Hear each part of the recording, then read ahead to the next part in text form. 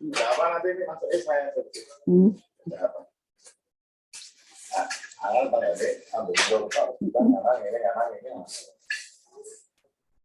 Berarti aku lagi juga nang pakai.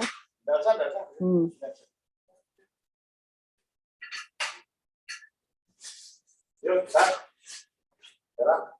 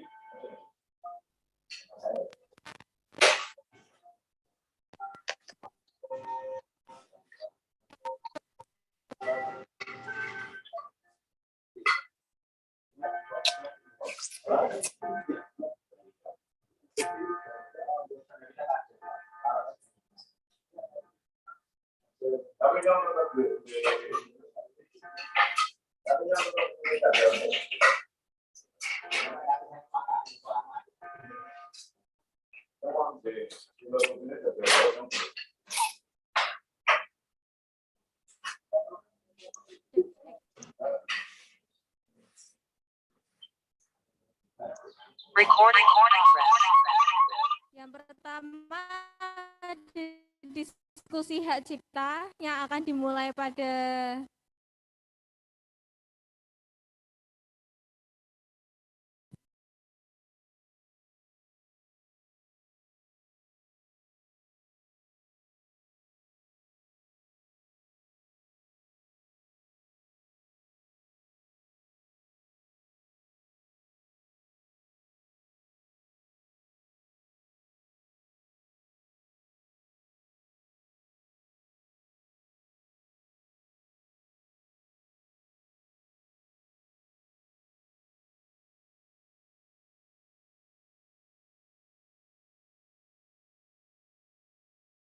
dibawakan oleh moderator Rukuh Setiadi yang akan dibawakan juga secara online dengan pembicara Wulandari Handayani dan Agung Pangarso. Kemudian ada diskusi hak cipta pada pukul 16 nanti sore tentang diskusi hak cipta yang akan dibawakan oleh moderator Vita Agustina yang akan dibawakan oleh Sucipto Hadipurnomo dan Kohibul Umam dan Chandra Darusam. Kemudian pada pukul 19.30 sampai jam 21 nanti ada diskusi hak atas penghidupan yang akan dibawakan oleh moderator Hidayah Widya Nurano Eko Putro dan pembicara Gregorius Manurjung Zaki Amali dan Linda Kristanti. Singkat waktu kepada moderator Risma dipersilakan.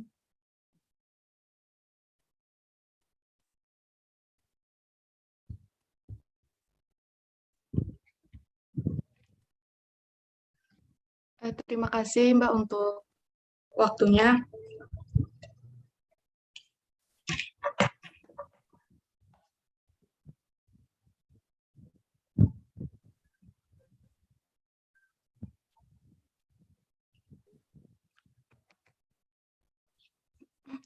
Assalamualaikum warahmatullahi wabarakatuh. Waalaikumsalam warahmatullahi wabarakatuh. Selamat siang semuanya, salam sejahtera untuk kita semua. Shalom Om Swastiastu, Namo Buddhaya, salam kebajikan.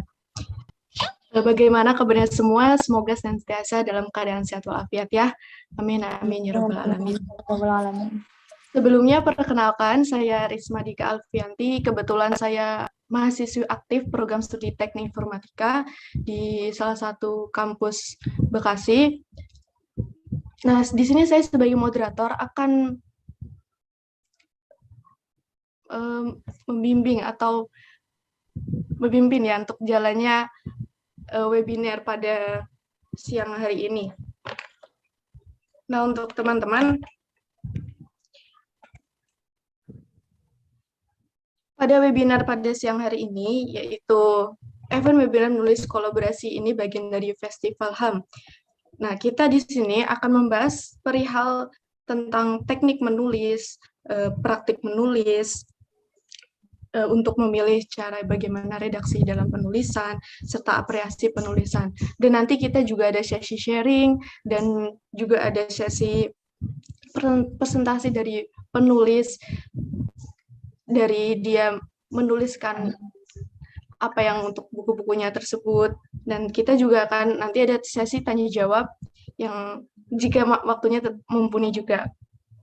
Nah, sebelum untuk ke sesi selanjutnya, saya akan memperkenalkan narasumber hebat kita pada siang hari ini, yaitu Ibu Dianafi. Beliau ini berasal dari Demak, Jawa Tengah, termasuk lulusan arsitektur Undip, yang suka jalan-jalan, menulis fiksi dan non-fiksi seputar pesantrenan, kemuslimahan, kewirausahaan, motivasi, dan pengembangan diri. Tulisan beliau juga dimuat di beberapa media, 47 buku dan 124 antologi atau omnibook diterbitkan oleh 17 penerbit Indonesia. Di antaranya ada Jendela Zikrul Hakim, Quanta Alex Media, Bintang, Gramedia Pustaka Utama, Hasfa, Mizan, dan lain-lainnya. Beliau ini juga termasuk aktivis yang aktif di KNPI, GOW, Muslimat, dan lain-lainnya. Nah, sebelum nanti kita ke sesi sharing untuk Ibu Dian, ada waktu 30 menit untuk memaparkan materi ini, dan nanti setelah sesi sharing tersebut, kita akan lanjut ke sesi presentasi untuk para penulis yang sudah turut meluangkan atau menuangkan tulisannya pada buku kolaborasi menulis ini, dan setelah itu kita akan sesi tanya jawab jika waktunya masih mumpuni. Nah, sesi presentasi setiap penulis nanti kita akan kasih waktu 2-3 menit, seperti itu. Nah, sebelumnya mari kita sambut dulu narasumber hebat kita, yaitu Ibu Dianafi. Silakan Ibu. Selamat pagi, Bu Dian. Risma, Assalamualaikum warahmatullahi wabarakatuh. Selamat pagi Waalaikumsalam teman-teman. warahmatullahi Sehat semua ya. Alhamdulillah. Terima kasih banyak untuk Festival HAM Semarang Writers Week atas kesempatan pagi hari ini. Insya Allah kita mau langsung aja biar cepat. Aku mau bagiin. Nah, ini kita hari ini mau bincang tentang kolaborasi menulis. Jadi nanti kita mau bahas tipenya apa aja sih kolaborasi menulis itu, bentuknya apa aja, kiatnya seperti gimana, terus proses menulis penerbitan seperti apa, lalu kita nanti akan dengar pengalaman dari teman-teman yang ikut nulis buku kolaborasi yang kemarin kita sudah launching di Dinas Pariwisata Demak, dan hari ini kita mau rayakan lagi di Festival HAM. Nah, sebagian tadi udah disampaikan ke teman-teman tentang profilku, jadi kita bisa lewati ini. Nah, lanjutnya, kenapa sih kita menulis kolaborasi atau kita kolaborasi menulis? Teman-teman bisa tulis di chat ya, kenapa kita kolaborasi. Nanti kita boleh bahas berikutnya. Nah, ini beberapa buku yang aku tulis bareng teman-teman. Ini novel duet, yang pertama kali Maya Asmara, terus segitiga, Laki Kutunggu Lakumu, Love, dan Mesir Suatu Waktu. Jadi kalau kita misalnya mau menulis duet, kolaborasi berdua aja, itu rencananya gampang banget. Kita sepakati jalan ceritanya, terus kita obrolin seperti apa karakter-karakter di situ, juga setting. Nah, kalau sudah kita sepakati bersama, nanti kita langsung bagi karakternya. Jadi kalau kayak aku tulis roman ini kan dia karakter cowok-cewek gitu kan. Nah, tinggal bagi aja. Misalnya aku sama Nesa itu, aku nulis yang bagian apa, Nesa apa, gitu ya. Terus itu lebih mudah karena nanti kan karakter itu akan harus konsisten selama cerita dari awal sampai akhir gitu. Jadi masing-masing nulis bagiannya, terus kita buat outline atau kerangka seperti apa bab-babnya, misalnya kita terdiri dari 24 bab, kita bikin reng-rengan ya, seperti apa per babnya, jalan ceritanya, terus habis itu kita langsung bagi, gitu ya, dibaginya bisa per karakter, atau per bab 1 sampai berapa, separuh gitu. Nah, setelah itu kalau kita udah kembangkan masing-masing, langsung kita kumpulin bahan dari masing-masing penulis, terus kita padukan, kita refine, kita perhalus bagian yang lompat-lompat, jeglong-jeglong, bolong-bolong, itu kita perbaiki. Nah, aku nulis Maya Asmara itu sampai 8 bulan, kalau yang lain itu rata-rata 2-3 bulan. Nah, yang menarik, Mesir suatu waktu itu aku tulis bareng adikku yang pulang dari Al-Azhar Mesir. Karena kita tokonya itu hanya satu, adikku. Jadi aku baginya yang bagian dia itu bagian yang studinya, terus dia cerita ke aku, sharing ke aku bagian jalan-jalannya. Nah, aku nulis berdasarkan ceritanya dia. Gitu. Itu bentuk kolaborasi yang pertama. Kolaborasi yang kedua, ini kalau misalnya kita alih genre, kayak kemarin Mbak Kartika itu mengalih genrekan dari novelku Mengejar Mukti ke naskah teater. Insya Allah ditayangkan kalau teater itu apa namanya ya? Diselenggarakan ya, dimainkan besok di Dikbud Demak. Nah, terus yang The Young Man and the Old City ini sama si Nadif ya, itu dialih genrekan dari cerpen ke skrip film pendek. Ini juga kita ngobrol, Mbak kalau tak bikin gini gimana? Karena kalau kita panjang dipendekin itu kan pasti ada yang berkurang. Nah, itu aku biasanya ngobrolin sebenarnya inti sense ceritaku itu sebenarnya apa. Jadi nggak boleh misalnya kalau itu dialih genrekan, kita tetap berusaha supaya pesan utamanya itu akan tetap sampai. Nah, ini bentuk kolaborasi yang lain melanjutkan cerita. Jadi dulu ada Maya Asmara, novel pertamaku. Nah, kita minta teman-teman untuk melanjutkan ceritanya, gitu kan.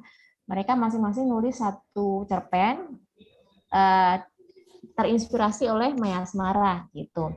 Nah, ini kalau melanjutkan cerita bisa berupa kumpulan cerpen, masing-masing orang menulis ceritanya sendiri, atau bisa novel ditulis bersama. Novel ditulis bersama ini sebuah eksperimen yang aku tahu ada satu grup anak asuhannya mana itu yang Jakarta sekolah nulis Jakarta, itu mereka bagus banget dan aku pingin tapi belum kesampaian. Mudah-mudahan setelah ini kita ada orang-orang yang mau bareng-bareng nulis novel bareng aku untuk mengimplementasikan eksperimen ini.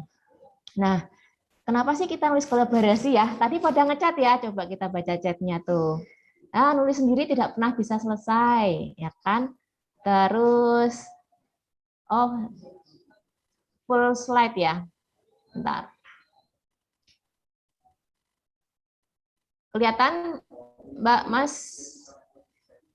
Kelihatan, Bu. Oke. Nah, terus keuntungannya kalau kita nulis bareng itu apa coba? Kita masih bisa ngerjain hal-hal yang lain, ya kan? Terus kalau misalnya itu terkait dengan, biar semangat dan ada yang mengingatkan, betul. Nah, biasanya kita dalam rangka speak up, ya.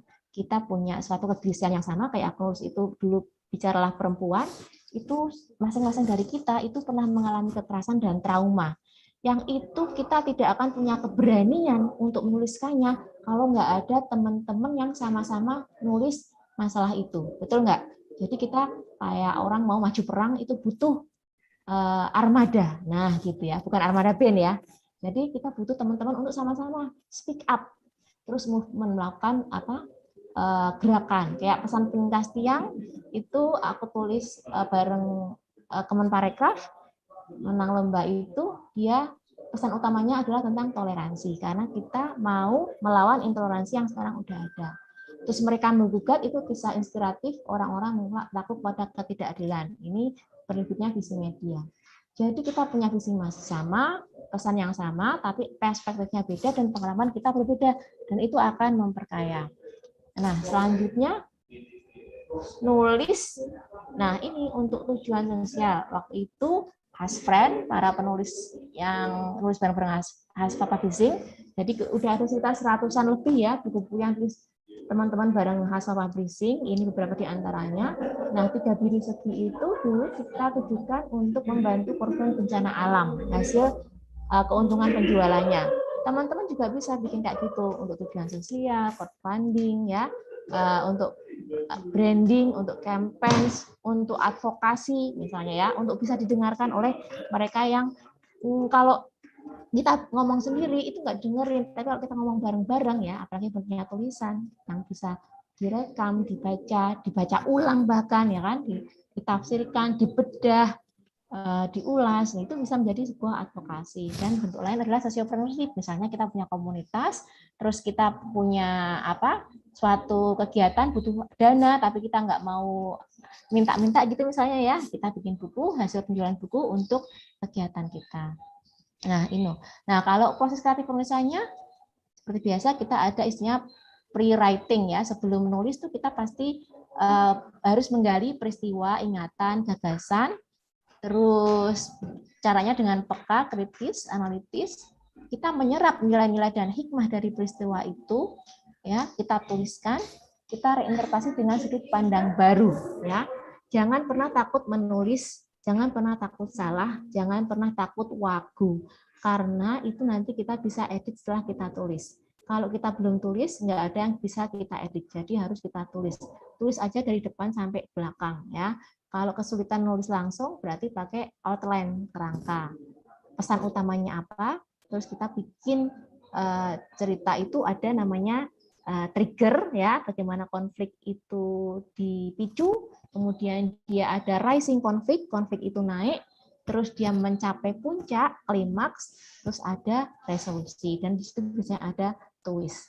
Nah, setelah itu kalau kita udah nulis bareng-bareng nih. Nah, ini kalau kita kolaborasi nulis, ini kita harus punya PIC, person in charge ya. Jadi ada PJ-nya, penanggung jawab yang ngumpulin tulisan teman-teman, ya kan, ngoyak-ngoyak dan lain-lain. Terus ada kuratornya, evaluator. Jadi mana tulisan yang kira-kira udah langsung bisa masuk, mana tulisan yang kira-kira mesti direvisi. Nah, itu kadang-kadang kita butuh ada sesi mentoring. Mentoring itu bisa dilakukan oleh mentor, ya. Atau kita peer, jadi sesama penulis, sesama kolaborator, ini saling mengkoreksi. Ini ternyata yang paling gampang mudah diperiksa itu kan EYD sama tanda baca, ya kan? Terus habis itu bolong-bolongnya, plot hole-nya misalnya, atau logikanya, atau ini sebenarnya tulisan bisa lebih dibikin greget kalau ditambahin gini. Itu teman-teman kalau kita kolaborasi bisa saling tukar pikiran untuk memperbaiki tulisan temannya. Terus setelah itu kita butuh editor, ya, karena tulisan itu kadang-kadang kita suka ngantuk, typo gitu kan, atau emang ada teman-teman yang belum paham banget bagaimana menulis, misalnya tanda titik itu harus di dalam tanda apostrof, ya kan. Kalau zaman dulu aku nulisnya itu di belakang, nah itu salah. Terus kalau ada dua kata yang sambung, saya laba-laba, itu tanda stripnya harus sambung sama hurufnya, kata-katanya itu ada nggak tahu. Nah, itu lebih bagus teman-teman nulis yang rapih karena itu akan mempermudah kerjaan editor, ya kan. Nah, setelah editing kita ada layouting. Jadi buku tulisan teman-teman yang A4 itu dirubah menjadi tulisan dalam bentuk buku A5 misalnya, atau lebih kecil, ya kan. Nah, kita butuh layouter. Teman-teman kalau misalnya punya teman yang bisa nge-layout sendiri, itu lebih bagus. Karena apa? Lebih mirip. Karena kalau kita serahin ke penerbit, biasanya nanti ada jas. Termasuk cover designer. Jadi kalau kita bisa punya teman yang bisa bantu untuk desain cover, itu juga akan meringankan sekali. Nah, setelah kita kirim ke penerbit, nanti penerbit urus ke fakultas untuk dapat ISBN dan barcode. Setelahnya kita bisa cetak, ya kan, atau bentuknya e-book. Nah, itu nanti juga pesertaan. Terus setelahnya ada distributor dan marketer. Ini kalau kolaborasi kita kompak, kemudian orang-orangnya komit, gitu kan. Nah, ini buku kita bisa punya gaung yang lebih luas. Nah, ini aku cut di sini dulu ya. Nanti kita mau undang teman-teman kolaborator buku kolaborasi yang kemarin udah ikut nulis untuk presentasi 2 menit aja supaya teman-teman yang lain kebagian. Yang sudah hadir boleh aku panggil satu-satu atau volunteer nih, teman-teman. Aku stop share dulu ya, biar kelihatan wajahnya.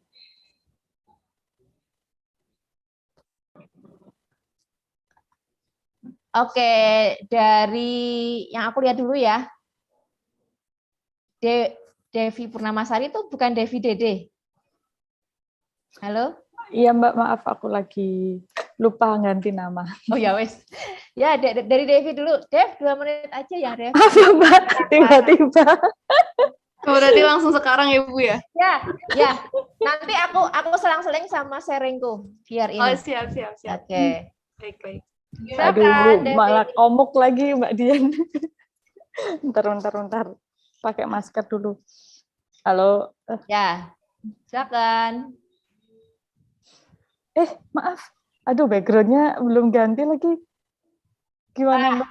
Langsung aja, capcus. Gak apa-apa, Oke. Ibu Devi. Aduh, kok Ibu Devi? Enggak. Halo. Kakak. Panggil aja Devi aja ya. Halo, nama saya Devi. Maaf ya, background-nya belum ganti. Ini aku baru nyampe, terus baru join, terus langsung dipanggil, bingung gitu. Iya nggak apa-apa Kak. 2 menit. Tentang apa nih? Tentang kegiatan kolaborasi itu ya. Sebenarnya kegiatan ini bagus ya. Mbak Dian itu dari dulu. No. Ya. Oh, boleh. Gimana? Kamu nggak usah campaign aku. Kamu cerita-ceritamu yang di tulisan itu aja. Iya, ya. itu tentang Proses Pontianak. campaignnya. Ya. Tentang Pontianak ya. Jadi waktu itu aku pengen aja jalan-jalan karena beberapa pulau kan sudah nih gitu kan. Yang mana yang belum gitu kan. Akhirnya aku memilih kok Pontianak. Aku memilih Kalimantan Tengah, Palangkaraya. Terus di Palangkaraya itu memang pertama kali dan aku melihat gimana sih Palangkaraya dengan mata kepala sendiri ya. Terus habis itu Mbak Dian ngajak, gimana kalau misalnya nulis gitu. Nulis apa nih gitu yang belum.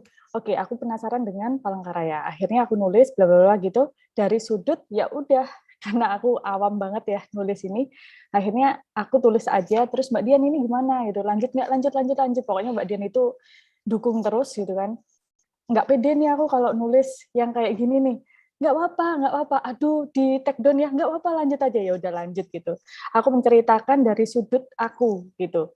Gimana sih perasaanku pertama kali ke Palangkaraya, terus melihat tanah yang warna merah seperti itu. Ya udah, jadilah teman-teman, ajak deh teman-teman yang mau nulis kayak gitu. Jadi Mbak Dian itu membuka semua orang itu untuk join. Nah, itu keren, biasanya kan hanya komunitas tertentu atau orang-orang tertentu yang diajak karena. Tapi Mbak Dian akhirnya yaudah, aku punya beberapa teman kemudian nulis dan teman-teman itu nulis dari berbagai sudut itu di kota-kota berbagai Indonesia ya waktu itu. Pengalaman singkat sih sebenarnya. Terus mau cerita apa lagi, mau tanya apa lagi, bingung. Oke, makasih. Ya, makasih banyak. Makasih. Oke, kita lompat ke Mbak Dian Rahma. Aku lihat Mbak Dian Rahma. Silakan Mbak Dian. Mbak Dian suaranya belum di mute. Mohon maaf. Dulu. Mbak Dian. Oh iya, Assalamualaikum warahmatullahi wabarakatuh. Waalaikumsalam warahmatullahi wabarakatuh. Apa kabar Mbak Dian Nafi? Baik, langsung sayangku. Iya, aduh maaf banget background-nya ya di dapur. Mbak, terima kasih banget. Saya sangat senang mengikuti event kolaborasi buku antologi ya Mbak ya, buku langsung kolaborasi. Langsung ceritamu aja, jangan kelamaan. Oke. 2 menit. Oh iya sip, 2 menit. Jadi saya itu waktu lihat flyernya Mbak Dian Nafi kan itu ada hashtag event-event ya banyak. Jadi saya sebetulnya bingung itu Mbak. Saya masuk ini ada cerpen sih tapi masih mentah. Kejadiannya itu saya ngambil yang peristiwa tahun 1998 ya, yang tentang peristiwa yang sangat chaos di negeri kita gitu. Itu sebetulnya kolaborasi dari mimpi loh, itu kolaborasi dari mimpi ketika melihat ketragisan saat itu kan sangat menguras mental kita ya. Semua senegeri Indonesia itu sangat dicekam dengan rasa ketakutan gitu. Dan etnis Tionghoa itu sebetulnya dekat dengan kehidupan saya karena tetangga saya, relasi mama saya gitu. Dan mereka baik-baik gitu. Dan saya sangat ingin mereka selamat gitu saat itu, dan saya tulis aja secara apa yang saya rasakan saat itu tahun 1998 itu beneran Mbak. Cuma begitu tidak pernah saya posting, tidak pernah saya kirimkan ke media. Ini berjodoh alhamdulillah dengan event yang Mbak Dianafi apa sih adakan gitu ya, maksudnya mengikuti di acara apa, diselipkan di acara seni ya di Semarang ya Mbak ya. Ya mungkin itulah dengan eksplorasi yang saya tambahkan pada minggu yang kepepet DL itu gitu. Saya sempat bingung ini, aduh ini make sense enggak ya, cerpen saya malu banget gitu. Oke, makasih Iya banyak. Mbak, ya, Mbak selamat. Dian. Terima kasih banget Mbak Dianafi. Sama-sama. Assalamualaikum. Salam. Nah, Waalaikumsalam. lanjut kita punya Mbak Lili Rahim. Tapi nama aslinya bukan Lili Rahim dia. Monggo Mbak Lili. Iya, Assalamualaikum, selamat Ya. siang kawan-kawan semua.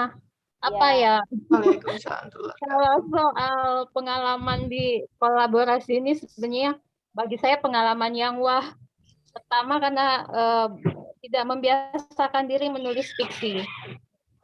Di antara tulisan yang formal gitu, kadang terpikir untuk menulis fiksi, tapi kekuatan mentalnya yang tidak ada, percaya diri, dan tentu saja ruang ketika Mbak Dian dan kawan-kawan yang kebetulan kita satu grup WAG yang mengusung isu seksualitas dan keragaman gender. Nah, di situ dapat motivasinya.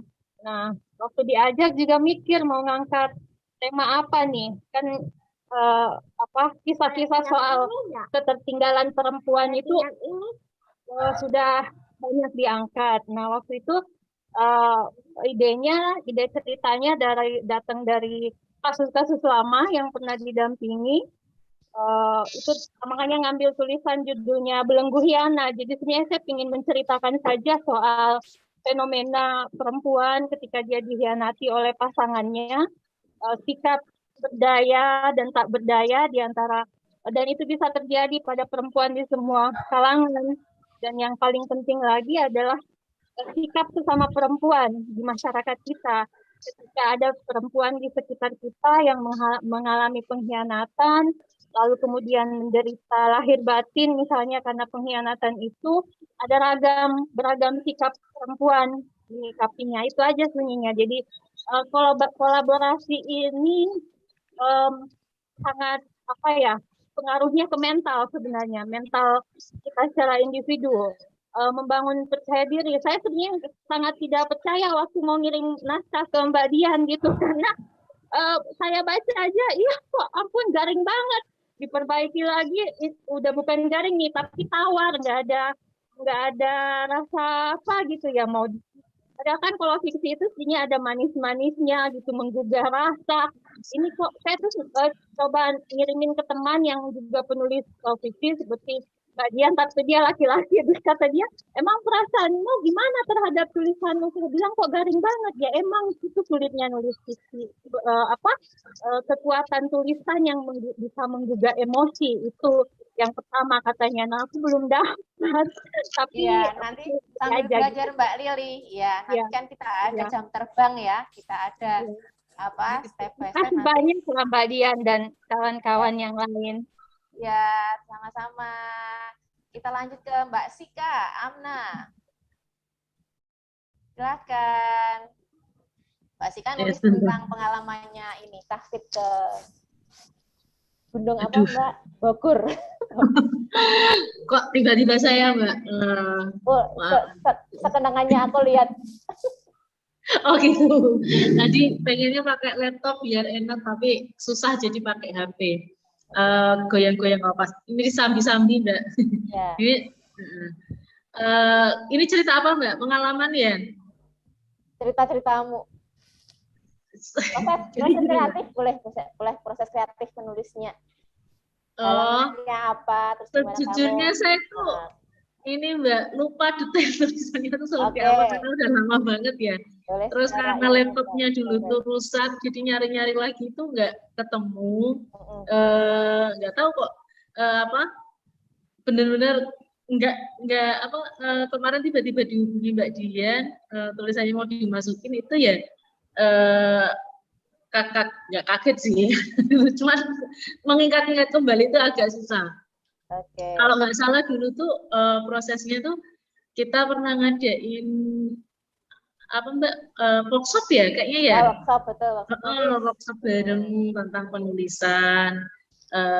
Terus di situ yuk bikin buku gitu kan kayaknya ya, bikin buku. Terus temanya kalau nggak salah min haitsu la yahtasib ya, dari arah yang tidak diduga-duga. Ya, betul. Terus mikir apa ya sebenarnya itu cerita pengalaman pribadi. Apa ya malu ceritanya tuh malu sebenarnya kalau cerita apa namanya dulu sih pengalaman ya kalau itu sih cerita apa ya cerita asmara sebenarnya ya Mbak ya, kegagalan cinta dan seterusnya yang bagi saya itu jadi titik balik dalam kehidupan saya. Terus di situ apa ya kira-kira satu keajaiban yang Tuhan min haitsu la yahtasib diingat-ingat lagi ya, akhirnya nyeritain proses waktu pernah ikut program tahfidz di Bogor itu ya Mbak ya, tapi terus terang detailnya saya benar-benar lupa Mbak. Maksudnya kalau cerita kalau dulu gimana sih ingat, cuman maksudnya yang saya tulis di tulisan itu tuh detailnya seperti apa tuh serius saya kok lupa ya, nanti minta kiriman filenya lagi deh biar Oke ya, makasih sih Kak ya. Kita lanjut. Tapi seneng banget bisa kembali ke komunitas positif kayak gini ya, karena lama vakum juga, lama menghilang karena punya bibi dan seterusnya, jadi alhamdulillah udah mulai besar, udah mulai bisa ini lagi. Makasih sih Kak. Makasih Mbak Dian. Ya, kita lanjut ke Mbak Kartika Chandra Dewi. Nah ini yang berubah dari mengejar mukti jadi naskah teater. Monggo Mbak Kartika. Halo? Ya Mbak Kartika di samping ngajar ya. Kita loncat dulu ke yang aku lihat. Mbak Kartika mau speak atau nanti? Oke. Kita ke Mbak Aida ya, aku tadi lihat Mbak Aida. Monggo Mbak Aida. Assalamualaikum. Waalaikumsalam. Selamat pagi semuanya. Terima kasih Mbak Dian udah diundang, mohon maaf telat ya. Ini menceritakan 2 menit ya, menceritakan proses menulis. Boleh. Ya Mbak Dian. Ya. Bentar ya. Saya balik kamera nih. Soalnya ini lagi di luar gitu, cari kafe duduk. Jadi dari klinik yang hiasan kanker. Ya, 2 menit itu kepotong, setengah menit. Ayo Mbak. Aku cepet aja kok. Ya wes. Jadi itu proses menulis kan memang udah beberapa ada tulisan saya. Terus saya pilih ya, misalnya saya itu udah ada 5 menulis cerpen. Saya pilih salah satu yang sifatnya itu bisa dilanjutkan menulis dengan mengalir. Awalnya kan dari 2 halaman saya tulis gitu, terus saya kembangkan lagi ceritanya. Terus memang inspirasinya itu karena saya suka diskusi dengan kawan, ngobrol dengan kawan yang waktu itu kuliah di Nara, di Osaka, itu tentang Jepang. Dan memang saya suka sekali suatu hari pengen ke Jepang, terus saya riset, ternyata kalau Jepang itu di cherry blossom-nya itu cantik banget gitu ya. Terus orang-orang tuh banyak duduk, banyak kumpul pada saat musim semi di cherry blossom atau musim seminya namanya bunga sakura. Kemudian dari menulis itu saya punya inspirasi. Oke, saya mau mengembangkan ide ceritanya. Nah, waktu itu kan Mbak Dian waktu mentoring memang harus ada konflik ya. Terus akhirnya saya menciptakan konflik di situ. Cuma memang kayak absurd gitu tahu nggak di belakangnya. Karena saya nggak tahu menulis itu kan memang dari beberapa yang saya baca itu memang selalu ada konflik, ada masalah, ada isu yang ditimbulkan. Tapi tulisan-tulisan saya itu yang saya katakan susah sekali menciptakan konflik. Jadi di akhirnya saya membuat konflik itu agak absurd dan memang harus latihan lagi tuh Mbak Dian. Tuh, karena memang jenis saya itu tipe yang penulisnya kayak roman picisan gitu ya, roman-roman percintaan yang gambaran tuh indah-indah, ilustrasinya itu cantik, ilustrasi menyenangkan, kalaupun ada konflik tidak terlalu kentara gitu, sehingga harus saya berani. iya, dari sini saya sebenarnya pengen ada mentoring lagi dari Mbak Dian gitu ya, bagaimana di tengah itu konflik tuh muncul gitu, di tengah tuh konfliknya muncul, karena saya tuh baru menciptakan itu di akhir gitu kan, jadi kayak aduh gimana gitu. Nah terus yang kedua tuh saya tuh punya kesulitan besar menulis.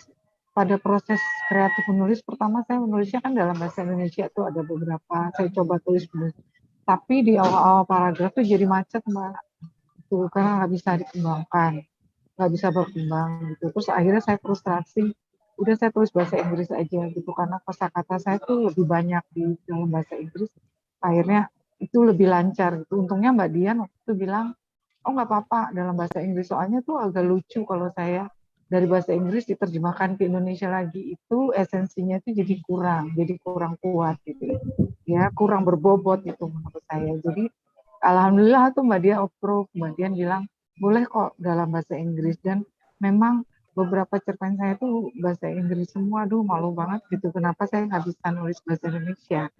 Tuh, sehingga ini masalah besar buat saya kalau mau menulis cerpen-cerpen berbahasa Indonesia itu nggak bisa. Mohon maaf ya.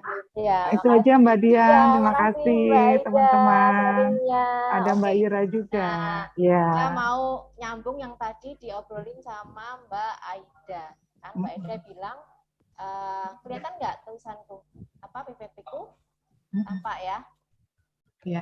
Tadi nanya Mbak, kalau misalnya mau bikin yang greget, nah itu sampai manakah slide-ku? Nah, ini aku punya 5 resep. Jadi harus banyak baca. Jadi kalau kita membaca itu dengan tujuan selain kita menikmati, tapi juga sekaligus belajar. Kita lihat, nih penulis nih, tulisannya bagus banget nih, bikin greget banget konfliknya. Itu apa sih yang kira-kira dia bikin?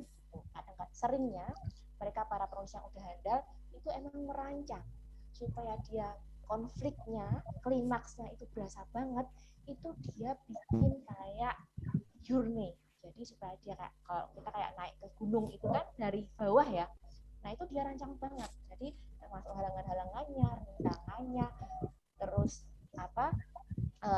segala hal yang membentuk supaya nantinya terjadi sebuah klimaks yang bagus, yang greget banget. Itu kita jadi banyak baca, baik teks maupun konteks. Teks itu artinya kita lihat dalam tulisan, konteks itu yang kita lihat sehari-hari, yang kita perhatikan di sekitar kita.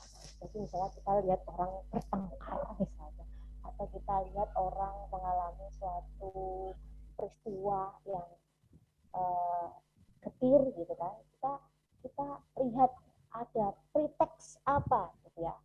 Jadi sebelum apa yang dia alami itu dia punya apa sih, punya trauma apa, punya background apa. Jadi kalau di teorinya yang aku perhatikan dari Pak Yunus Sanugraha, ada namanya gunung es. Iceberg itu yang tampak di tulisan kita itu hanya puncak gunung esnya, tetapi sesungguhnya di bawahnya yang 7/8-nya itu yang tidak kita tulis gitu. Tapi dia termaktub dalam cerita kita. Itu datang dari background seseorang, pendidikan, lingkungan, trauma, dan lain-lain. Terus resepnya lagi banyak nulis, karena semakin kita sering nulis, itu dendron ya, sel-sel saraf yang di dalam otak kita itu dia mengalami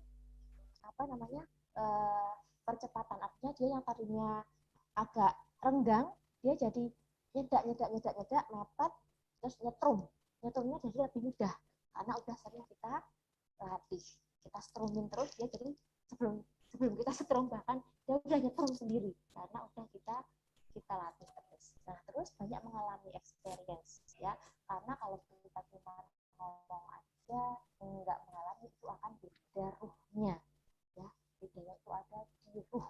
Jadi seseorang bisa menangis ketika membaca tulisan kita biasanya tuh karena kita nulisannya sambil nangis juga karena kita mengalaminya dengan perasaan yang penuh emosional. Terus banyak belajar dari mentor-mentor, dari guru-guru yang udah pandai nulis, ya kan, banyak bertanya, terus belajar juga dari teman-teman sesama yang udah nulis banyak juga. Terus brainstorming, diskusi, ngobrol-ngobrol. Jadi kalau aku sedang mengalami macet, misalnya nulis, itu aku biasanya nanya ke orang ya yang aku bisa percaya, karena kadang-kadang ide itu kan kalau dia menjadi bernilai kalau udah dieksekusi ya, tapi kalau ide itu masih mentah terus dieksekusi orang lain ya boleh juga sih, nggak apa-apa sih, bebas sih, cuma kadang-kadang kita sayang gitu. Jadi kadang-kadang keburu-buru langsung aku punya cita begini, enaknya endingnya seperti apa gitu. Nanti kalau kita udah diskusi, ngomong-ngomong, ngobrol, biasanya jawabannya bukan dari dia, bukan dari mereka yang kita ajak ngobrol, tapi tiba-tiba otak kita itu ngeluarin sendiri dengan karunia Allah jalan ceritanya, lanjutannya dari apa yang tadi sempat mogok. Jadi itu resep sedikit yang aku bisa kasih. Itu kayak tadi aku nggak share ya? Apakah aku share sesuatu tadi barusan? Iya, Mbak. Kelihatan nggak tadi shareku? Iya, kelihatan. Oh, kelihatan. Terus Iya, kalau mau stop share mana? Bentar. Stop share. Pause share ya? Oke. Makasih Mbak Dian. Ya, sama-sama. Stop share. Nah sekarang kita lanjut. Aku lihat tadi ada Mbak Ira. Tunggu Mbak Ira, silakan 2 menit Mbak Ira.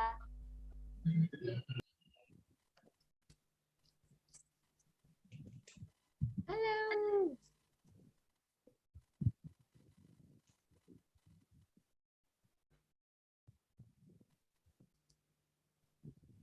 Mbak Ira, mohon maaf itu sorry belum masih di-unmute. mute. Iya, terima kasih. Maaf. Assalamualaikum warahmatullahi wabarakatuh. Selamat pagi. Waalaikumsalam warahmatullahi wabarakatuh. Ya, terima kasih semuanya atas acara ini. Terima kasih sudah mengundang saya. Terima kasih juga Mbak Dian ya atas kolaborasinya dengan teman-teman Let's Talk ya. Kita sama-sama relawan Let's Talk kebetulan di sini. Saya ingin cerita sedikit saja tentang proses kreatif penulisan ini ya.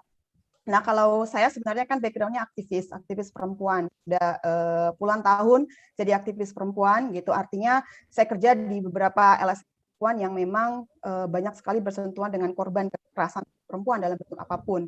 Nah, dalam menulis itu kan saya sebenarnya bukan penulis fiksi ya. Saya lebih ke non fiksi, nulis ilmiah, nulis di koran, di jurnal gitu. Nah, tapi saya juga suka nulis puisi gitu, saya suka. Nah, sebenarnya kan ada tujuan kita dalam menulis. Kalau saya lebih ke kampanye dan raising awareness gitu. Jadi segala tulisan saya itu mau berbau fiksi atau non fiksi, tujuan saya adalah untuk raising awareness dan untuk kampanye gitu. Kampanye misalnya anti kekerasan terhadap perempuan, anti bullying. Nah, dalam cerita saya, naskah cerpen saya di buku kolaborasi ini adalah tentang anti bullying. Anti bullying melalui body shaming. Ya, body shaming biasa orang selalu dibilang kurus, ya kekurusan, gemuk, kegemukan, kemudian tidak cantik, hidungnya pesek dan lain-lain. Dan yang kedua adalah korban kekerasan seksual, gitu. Dan juga ada interseksi dengan persoalan kelas. Jadi bahwa ada persoalan remaja yang mengalami body shaming, gitu, dan dia belum selesai SMA, anaknya pintar tapi sering diledek, ya, di-mocking oleh teman-temannya. Melalui misalnya wajahnya yang dibilang kurang cantik, tidak pesek, kekurusan gitu, dan akhirnya juga menjadi korban kekerasan seksual. Dan saya bercerita dari sudut pandang saya, sudut pandang saya sendiri, flashback gitu ya, ketika masa remaja saya punya sahabat. Sebenarnya cerita ini juga cerita saya mengambil ide-ide cerita itu dari beberapa cerita korban gitu. Jadi saya gabungkan cerita itu beberapa korban, dan saya juga mengalami trauma luar biasa ketika saya bekerja di LSM perempuan. Ya, banyak cerita-cerita perempuan, banyak bullying dan lain-lain. Dan sebenarnya itu proses pergulatan batin gitu. Artinya saya tersiksa sendiri ketika menulis, saya juga menangis ketika menulis itu gitu ya. Dan tetapi ada dorongan yang membuat saya kemudian saya harus menuliskan cerita ini. Cerita ini penting untuk dikampanyekan gitu ya sebagai anti kekerasan seksual dan anti bullying atau body shaming, terutama untuk remaja. Karena itu membuat remaja itu depresi luar biasa. Jadi sebenarnya saya tidak berjarak dengan persoalan gitu ya dan berinteraksi dengan masalah secara langsung gitu. Artinya saya sudah ketika saya ingin menulis saya sudah membayangkan saya akan menuliskan tentang A, tentang ide ini gitu. Kemudian cerita itu datang gitu ya, trauma itu kemudian datang lagi gitu dan sebenarnya itu pergulatan ya Mbak ya, menyiksa sekali gitu loh, harus bercerita tentang persoalan kekerasan gitu. Tapi karena tujuan utamanya adalah kampanye dan raise awareness, akhirnya saya bisa menuliskan itu ya meskipun mungkin tidak perfect ya, tapi intinya adalah untuk kampanye gitu. Jadi itu yang saya niatkan dari awal gitu dan saya berinteraksi dengan masalah secara langsung itu juga bagian dari proses saya. Jadi bagaimana kemudian kita hidup di alam di dunia yang sangat misoginis, patriarkis dan seksis. Jadi itu sebenarnya inti dari tulisan saya, Mbak. Makasih banyak Mbak Dian dan semuanya ya. Sama Mbak Ira. Makasih. Ya, kita mau dengar lanjut dari Eca. Silakan Eca.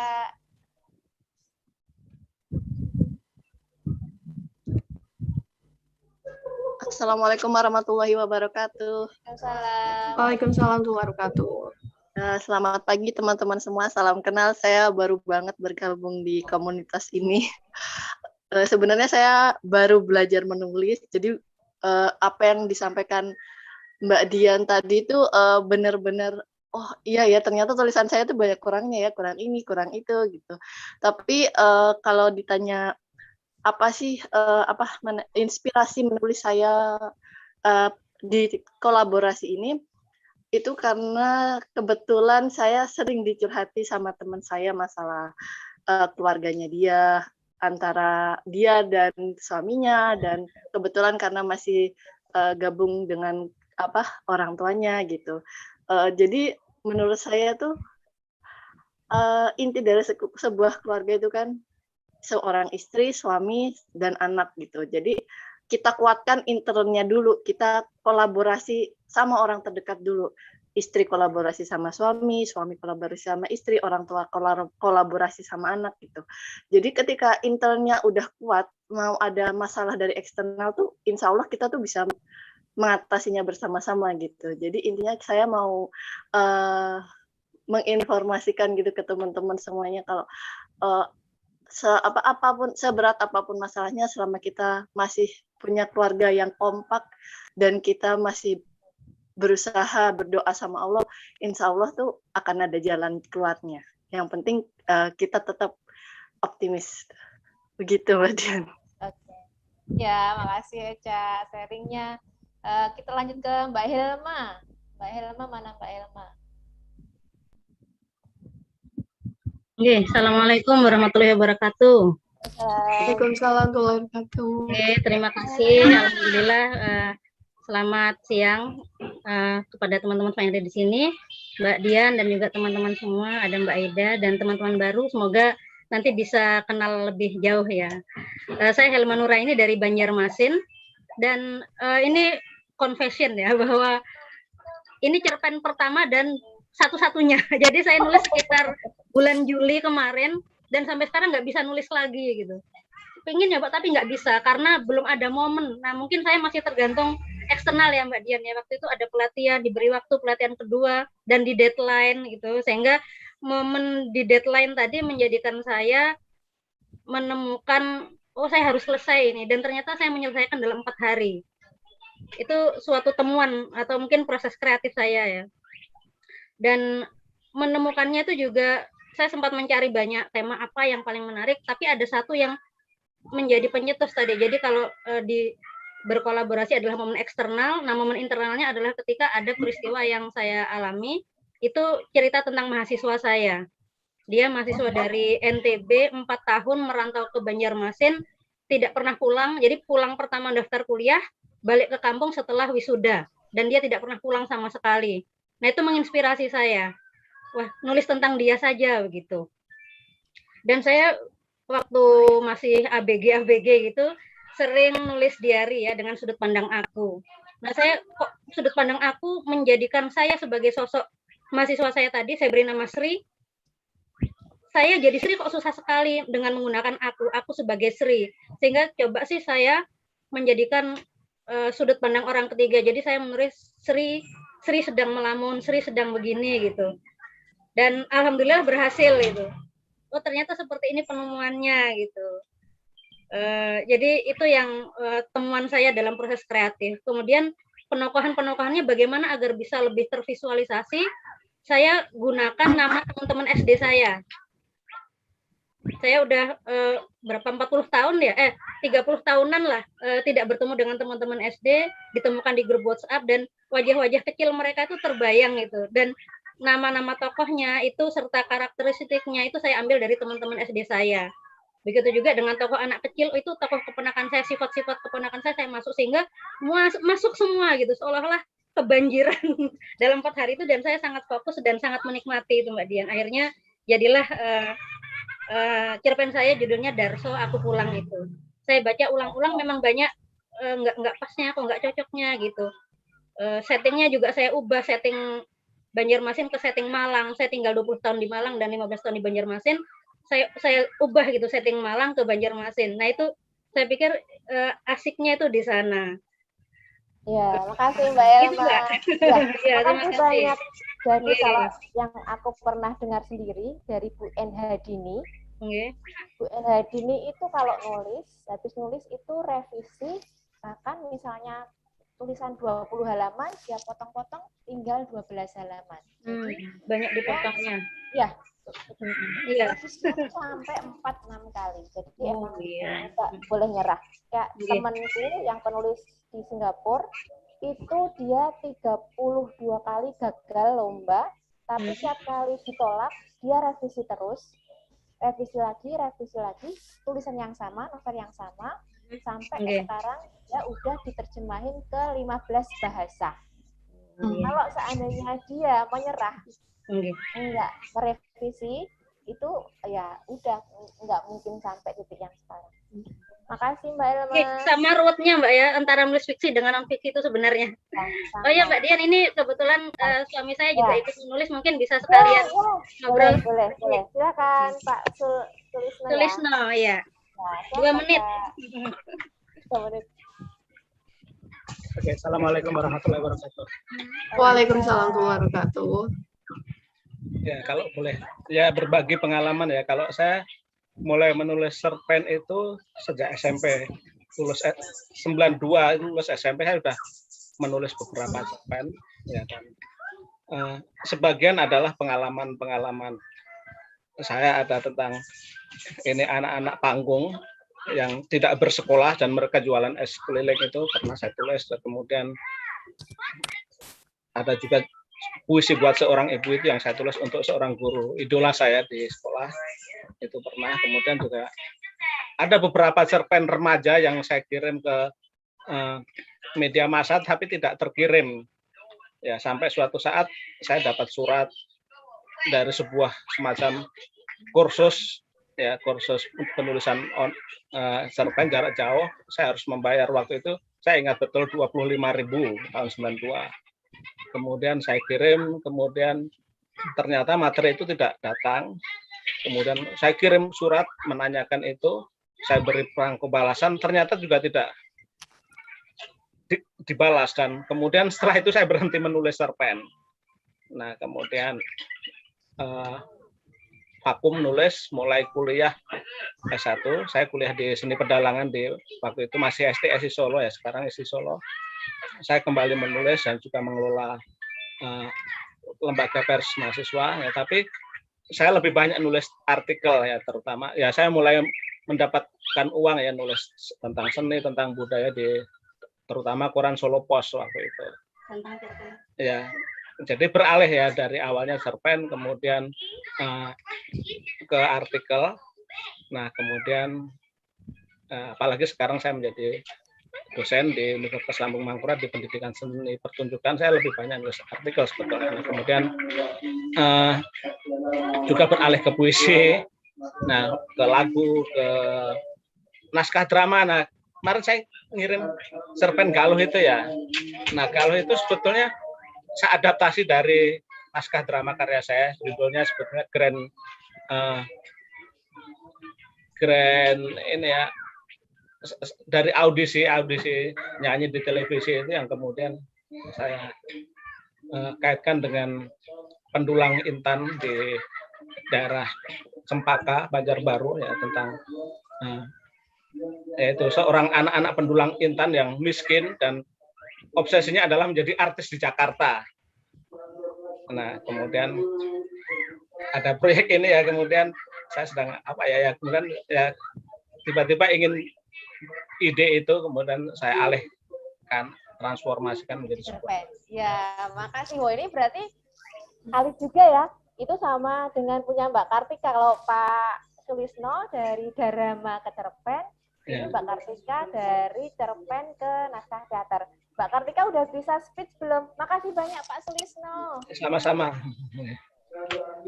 Mbak Kartika masih belum bisa, kita lewat ke Awan karena mungkin Awan mau. Halo. Oh bisa, Kartika. Oke, ini saya keluar dulu. Oh ya. Ya, terdengar nggak suara saya? Terdengar. Oh, ini kebetulan guru saya SMA, Ibu. Ibu Kartika. Ya, Ibu. Yuk. Hai, siap. Oh, Risma, oke. Ya Allah. Semoga sehat selalu ya, Ibu Kartika. Amin, amin. Terima kasih, Mbak. Enggak, Mbak Kartika. Oke, ya. Terima kasih, Mbak Dian. Salam kenal sebelumnya untuk semuanya. Mohon maaf, di sini saya sambil ada rapat, jadi keluar sebentar. Di sini saya menulis sebuah naskah drama, ya, pertunjukan teater ya. Terinspirasi dari naskah Mbak Dian, novel Mbak Dian Nafik yang luar biasa, yang kebetulan kami asli orang Demak ya. Jadi naskah itu sangat tepat sekali jika dimunculkan dalam sebuah pertunjukan, seni pertunjukan khususnya di teater seperti itu. Jadi saya membuat naskah itu dalam waktu 1 minggu. Jadi dalam waktu 1 minggu itu menurut saya adalah waktu yang luar biasa, sangat singkat ya. Alhamdulillah dengan bimbingan dari Mbak Dian, akhirnya naskah itu jadi dan bisa dipertunjukkan dalam event nanti di PKD, Pekan Kebudayaan Daerah Kabupaten Demak, khususnya pada tanggal 21 pukul 20.10 tepatnya di live streaming Dinas Pendidikan Kabupaten Demak. Jadi di situ nanti mohon maaf jika ada yang kurang-kurang sedikit, mohon dimaafkan ya. Jadi sebenarnya basic saya itu pendidik, ya, guru di sini. Kalau nulis sih apa saja kami tulis, tapi ya namanya ide itu tiba-tiba muncul secara spontan. Jadi kita nggak bisa harus termenung lama gitu menunggu datangnya mukti ya, hidayah gitu ya Mbak ya. Nah itu nggak bisa. Jadi memang dimanapun kita berada, posisi sedang apa, itu kadang inspirasi itu muncul. Nah dari situ kadang yang saya lakukan adalah menulis kilasan-kilasan apa sih tadi yang saya dapatkan itu. Nah dari situ nanti beberapa waktu kemudian saya coba untuk membuat tulisan-tulisan. Kurang lebih seperti itu aja Mbak Dian. Iya, sama-sama. Awan. Silakan Awan. Ya, halo, Assalamualaikum. Waalaikumsalam. Nah, kalau saya itu kebetulan pas lihat itu tentang kolaborasi sama Mbak Dian itu teringat sama cerpen-cerpen saya di masa lalu. Jadi saat masih SMP dulu itu memang sering nulis. Jadi kan punya komputer kebetulan itu punya orang tua. Jadi ya nulis. Jadi ya karya itu mungkin ya yang saat itu memang senangnya nulis cerpen. Nah itu sudah lama. Sebenarnya juga ada beberapa novel dan banyak sekali dan semuanya itu memang belum selesai. Jadi setiap kali menulis itu selalu pikiran. Waktu menulis pertama itu wah ini ceritanya bagus sekali. Tapi setelah dibaca beberapa hari kemudian wah kayak gini. Akhirnya habis direvisi. Revisi sampai akhirnya nggak jadi terbit. Nah itu. Jadi seperti itu kalau kehidupan sehari-hari itu sekarang guru BK. Jadi ya biasanya kalau ngajar itu ya pakai cerita. Oh, kalau ngajar pakai cerita. Oke, tak pikir mau curhat. Iya. Oke. Oke. Kita lanjut ya ke siapa yang perlu dipanggil coba. Amalia ada nggak? Amalia Hamdana ada? Yang perlu dipanggil aku coba cari. Oh. Mana ya?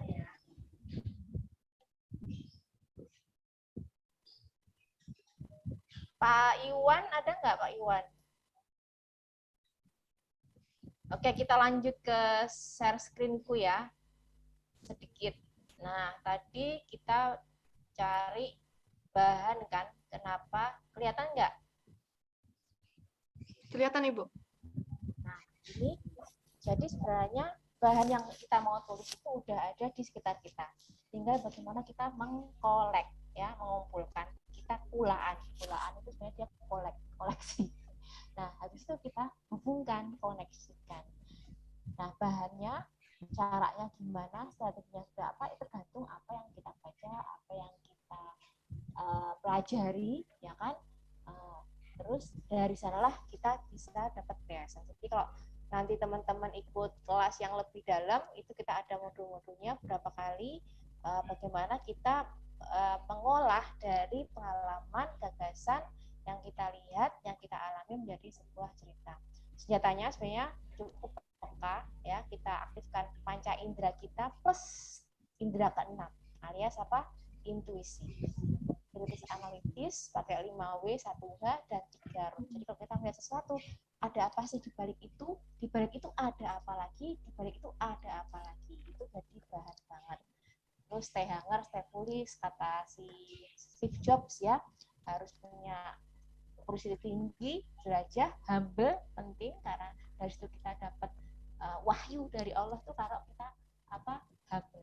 Terus berani, percaya diri bahwa kita masing-masing itu punya perspektif yang berbeda dari orang lain. Dan tentu saja harus tekun, gigih, persisten. Allahumma pakso, harus makso. Kalau kita udah mulai, kita selesaikan sampai rampung. Nah, kalau tips kalimat yang bagus itu seperti apa? Biasanya dia strong. Jadi kalau bisa gunakan kalimat aktif, ya. Nanti kan kalimat aktif SPK, subjeknya di depan. Jadi bukan kalimat pasif. Karena itu dia akan mendorong cerita maju, ya. Terus kita combine sentence, ada yang kalimat pendeknya, ada panjangnya, terus variasi. Terus yang jelas nanti kalau kita sudah habis nulis, kita akan lihat tingkatan nulis itu kita editnya untuk kita evaluasi itu yang pertama adalah apakah kalimat ini udah benar, ya, apakah ada subjeknya, predikat,nya, gitu kan. Terus setelah itu apakah mudah dimengerti kalimat itu. Kalau itu dibaca orang, misalnya kalimatnya terlalu panjang, ya, anak kalimatnya terlalu panjang, orang bakalan nggak paham, malah bingung. Nah, itu berarti kita perlu revisi. Setelahnya kita lihat lagi apakah tulisan itu menarik. Jadi emang ada step-stepnya, beberapa kali kita edit, kita revisi. Nah, tapi kadang-kadang kalau yang udah jago, yang udah sekali nulis langsung jadi juga ada. Nah, ini untuk proyek kita nulis berikutnya. Jadi teman-teman yang mau ikut nulis bareng lagi, ada menyambut hari ibu, kita mau nulis bertema ibu atau perempuan, ya, karena itu kan sebenarnya hari perempuan. Teman-teman boleh tulis 1-6 halaman A4 times New Roman 11, boleh puisi, boleh cerpen, boleh esai, boleh kisah inspiratif. Deadline-nya ditambah jadi 28 November, dikirim ke hasfagroup @gmail.com, ya. Judul emailnya nama, judul tulisan, menulis ibu. Kemudian sedangkan biodata penulis dalam narasi pendek ya. Nanti kita sambut hari ibu dengan tulisan bareng teman-teman. Kalau teman-teman ada pertanyaan, feel free aja kirim ke nomorku 081328767574 atau ke DM IG Dianavi, boleh juga ke email ya. Nah, ini teman-teman buku e-book kolaborasinya udah bisa diakses di Google Playbook ya. Cari aja buku kolaborasi. Di situ kalau di e-booknya harganya 40.000 kayaknya. 40.000. Nah, tapi kalau versi cetaknya itu 65. Jumlah halamannya ada 260 halaman. Teman-teman bisa pesan via email hasatub@gmail.com. Itu ya. Kita masih punya berapa waktu, Risma? Masih ada waktu untuk tanya jawab kah? Masih Ibu 10 menit lagi ya Bu. Oke. Ada yang mau tanya silakan. Maksud aku nggak kedengeran.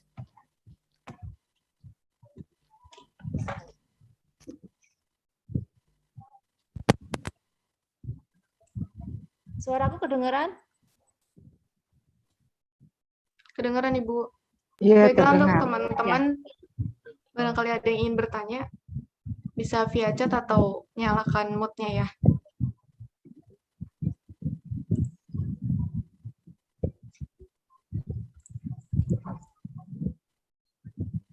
Boleh via chat, boleh langsung raise hand untuk ngobrol langsung, Bu. Open mic, silakan monggo yang ada yang mau tanya.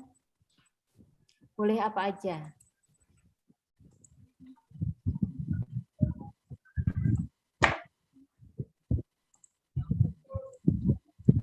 Ada yang datang tapi belum dipanggil namanya kah tadi, teman-teman? Aku takut terlewatkan namanya. Ini nih, ada pertanyaan nih Bu.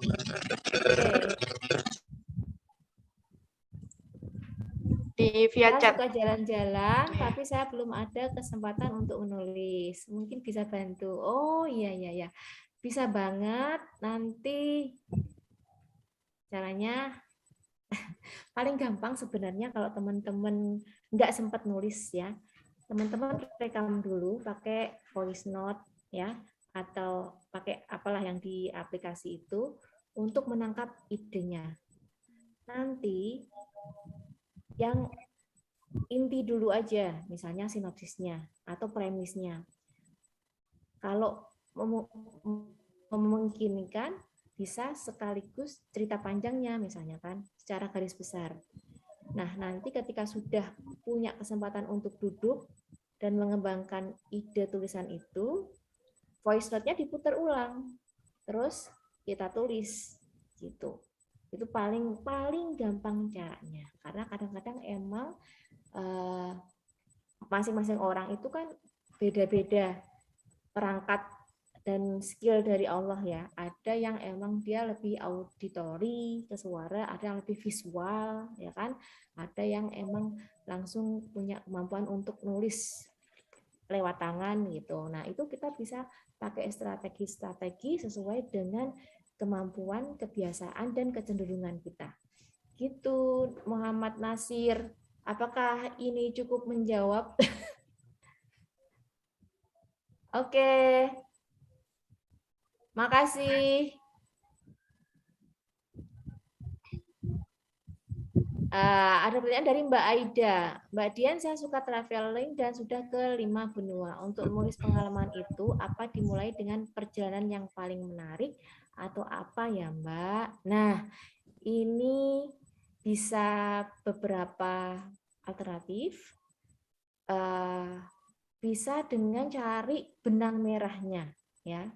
Dari namanya perjalanan 5 benua tuh pasti kan ada banyak banget yang bisa disampaikan. Kalau misalnya itu berupa traveling note ya, itu berarti semua bisa diungkapkan di situ.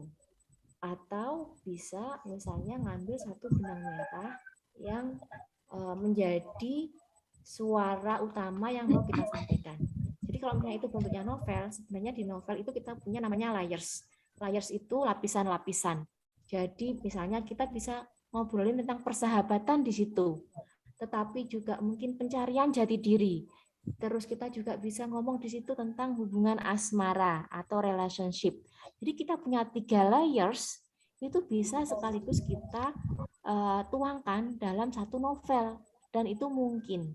Nah, nanti Mbak Aida mungkin bisa dari yang Mbak Aida alamin itu kira-kira 3. Ya, 1 pesan utamanya apa, terus 2 pesan sekundernya apa, yang akan menjadi layers. Nah, itu jadi bekal ya.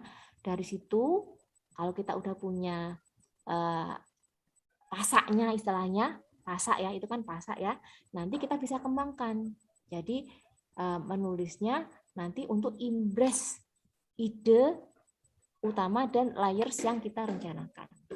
Gitu Mbak Aida. Semoga Ya, sedikit Mbak Dian. membantu ya. Makasih, misalnya di chapter 1 gitu ya, ngomong tentang Amerika, atau chapter 2 Eropa, misalnya gitu, apa bisa gitu ya Mbak, misalnya Bisa, pengalaman? itu juga bisa. Kalau itu berarti kan sesuai apa namanya urutan Nama waktu bulannya. ya, urutan waktu dan urutan tempat ya. Itu malah lebih gampang. Itu Iya. lebih gampang. Jadi langsung ditulis sesuai pengalamannya. Iya Mbak Dian, kasih. Iya. Tapi kemudian kalau misalnya kadang ide itu muncul secara tiba-tiba, kita sedang ada kesibukan banget gitu.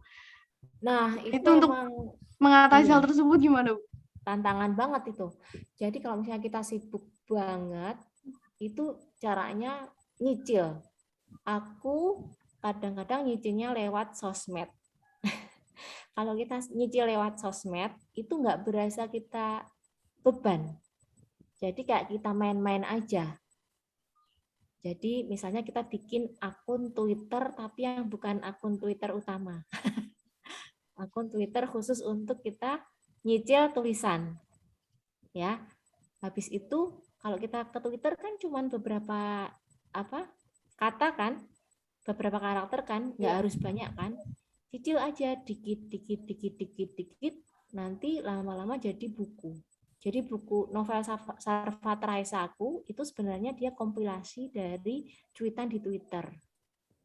Terus novel Man Behind the Microphone itu kompilasi dari postingan di blog. Jadi postingan di blog kan paling terdiri dari 5 paragraf tuh. Nyicil, caranya nyicil. Gitu. Jadi kamu sempatin di sela-sela kesibukanmu entah 10, 20, 30 menit buat nyicil gitu. Tapi konsisten. Dan kalau bisa kita tetapin jamnya. Setiap ada sholat tahajud misalnya. Nah, kalau udah kita cicil, nah tinggal nanti dikompilasi. Oke, baik Ibu, terima kasih. Ini ada pertanyaan dari Mbak Dina Lara. Mbak Dian, bagaimana cara menumbuhkan semangat menulis untuk pemula? Nah, untuk pemula supaya kita semangat itu ya harus punya motivasi, ya. Motivasinya harus digali. Jadi kalau teman-teman tadi yang para aktivis udah kasih gambaran bahwa berangkatnya itu dari kegelisahan terhadap yang ada di sekitar, ya kan, untuk menyuarakan sesuatu. Kalau misalnya pemula, mungkin tujuannya untuk merekam peristiwa supaya peristiwa itu menjadi satu jejak yang nanti bisa dibaca ulang di kemudian hari. Misalnya ya, kalau anak-anak muda mungkin kisah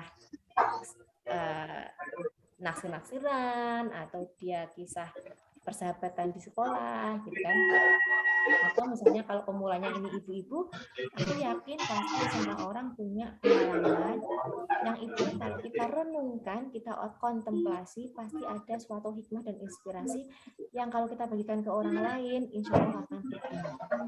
Jadi semangatnya kalau aku lebih tertarik ke spiritual itu untuk amal jariah. Aku niatkan kalau aku menulis ini dan itu bermanfaat orang lain, kalau aku udah nggak ada, amal pahalanya itu masih akan mengalir ke aku. Jadi kalau kita punya motivasi, halangan apa aja tuh pasti akan kita itu ya. Jangan takut salah sih sebenarnya motivasinya. Mbak Aida tadi raise hand, monggo Mbak Aida. Ya, saya lower hand dulu ya. Nah, Mbak Dian, aku nanya, misalnya kita mulai dengan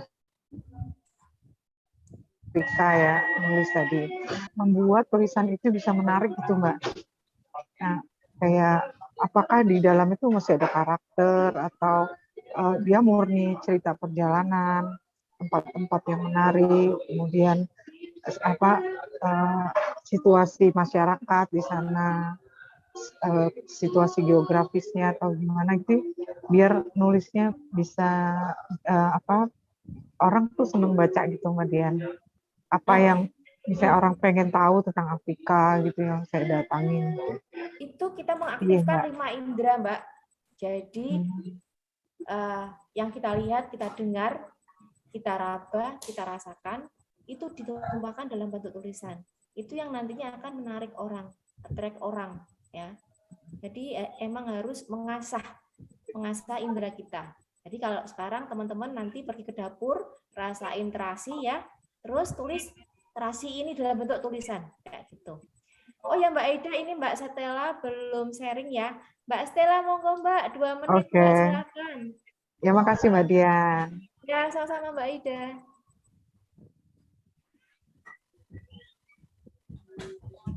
Selamat siang teman-teman semua. Perkenalkan, nama saya Stella Rosita Anggraini. Saya akan bercerita dari cerita yang saya bikin, yaitu tentang lupa sebetulnya Mbak namanya, soalnya udah lama. Tentang Puan, intinya membuka topeng minoritas Puan. Saat itu terinspirasi dari perjalanan teman-teman disabilitas perempuan yang seringkali mendapatkan diskriminasi berlapis dari masyarakat karena kerentanan yang mereka. Tapi sebenarnya teman-teman disabilitas perempuan itu juga berdaya asal mereka diberikan kesempatan yang sama dengan teman-teman non disabilitas. Begitu Mbak Dian. Iya, Stella. Terima kasih. Ada kesulitan nggak waktu nulisnya? Apa aja? Yang kesulitannya paling bikin alurnya Mbak lebih cantik, itu yang paling susah. Soalnya saya kan sebenarnya penulis puisi, jadi kalau nulis cerpen itu juga itu yang paling kesulitannya Mbak. Oke, makasih banyak Stella sharingnya ya. Terus semangat, habis ini nulis lagi yang banyak ya. Iya Mbak. Pengalamanmu tuh pasti banyak sekali, dan kalau bisa dibagikan ke teman-teman, insya Allah bisa membangkitkan ya empati, kemudian inspirasi untuk bersama-sama menemani teman-teman difabel gitu kan ya.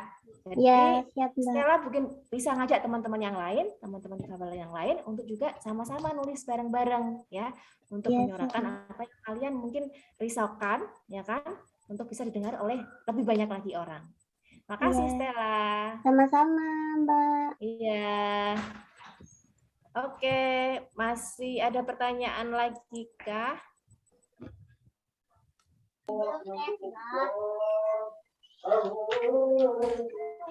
Helma mungkin ya, karena moodnya udah nyala mic-nya. Ya silakan.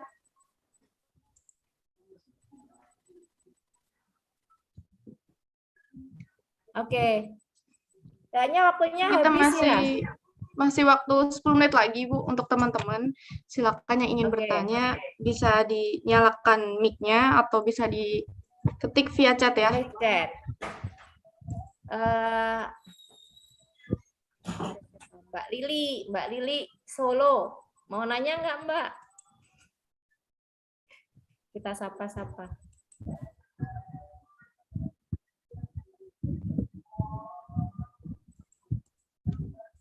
Aku mau tambahin, boleh? Boleh, Ibu. Nah, ini yang aku dapat dari mana ya? Ya, dari pengalaman bahwa menulis itu sebenarnya berasal dari kekuatan jiwa, jadi bukan semata keterampilan menulis. Ya, keterampilan menulis, iya, kalau kita latihan bisa. Tapi untuk kita bisa memberi ruh dalam tulisan kita itu ya harus dalam dari kekuatan jiwa kita. Dan kekuatan jiwa itu lahir dari niat yang bersih, tujuan yang jelas, komitmen yang kuat, visi yang tajam, serta sikap mental yang baik. Jadi kalau kita berangkatnya menulis atas dasar ini, insya Allah tulisan kita itu akan bermanfaat dan berkah, gitu ya. Jadi karena ada yang kita perjuangkan dalam hidup dan ada yang kita ingin sampaikan. Jadi kalau berangkatnya dari tujuan yang tinggi, ya, high aim ya istilahnya ya, cita-cita yang tinggi, insya Allah nanti kita akan dipermudah. Gitu. Ya, sampai ujung sih sebenarnya. Nah, ini teman-teman bisa lanjut tanya via sosmed dan lain-lain. Oh ya, jangan lupa untuk mengirimkan tulisan tentang perempuan ya, ibu dan perempuan. Iya Mbak Dian, siap. Nanti di-share di grup juga ya Bu ya? Siap, ya. Ini karena Mbak kita Dian. udah 5 menit lagi ya. Teman-teman, apakah ada yang ingin bertanya lagi? Saya mau nanya satu aja.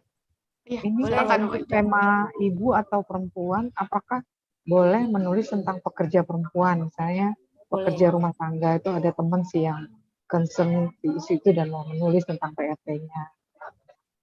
Perjuangan hidupnya dia sebagai perempuan, sebagai ibu juga, gitu ya. Bisa ya Mbak Dian ya? Boleh Mbak Aida.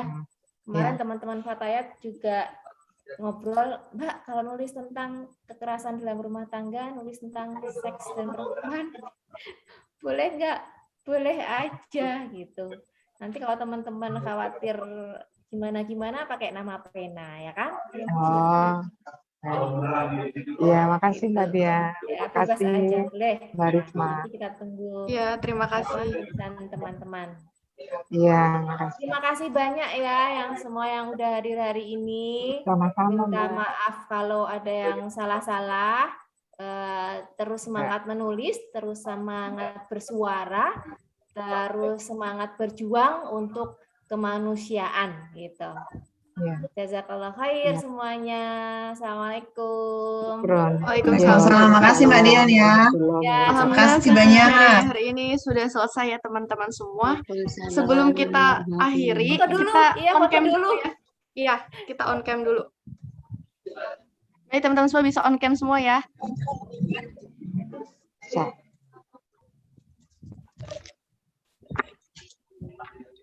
Sepertinya masih ada yang sibuk, belum ada yang on cam juga. Beberapa. Kita seadanya ya, foto.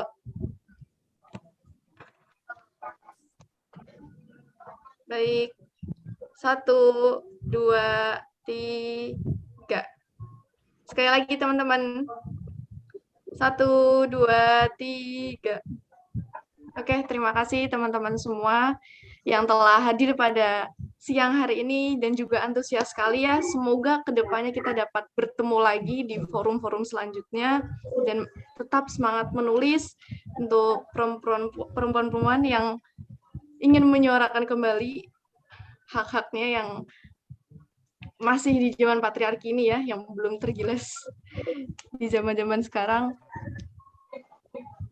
Dan untuk Bu Dian, terima kasih juga telah meluangkan waktunya. Saya sebagai narasumber pamit. Wassalamualaikum warahmatullahi wabarakatuh. Waalaikumsalam. Waalaikumsalam warahmatullahi wabarakatuh. Terima kasih Terima semuanya. kasih semuanya. Terima kasih. Terima kasih. Makasih, Ra. Ya, terima kasih Ya, panitia Mbak ya. Dian, Terima makasih. kasih. Ya, dah. Farham dan semuanya Writers Week. Assalamualaikum. Waalaikumsalam warahmatullahi wabarakatuh.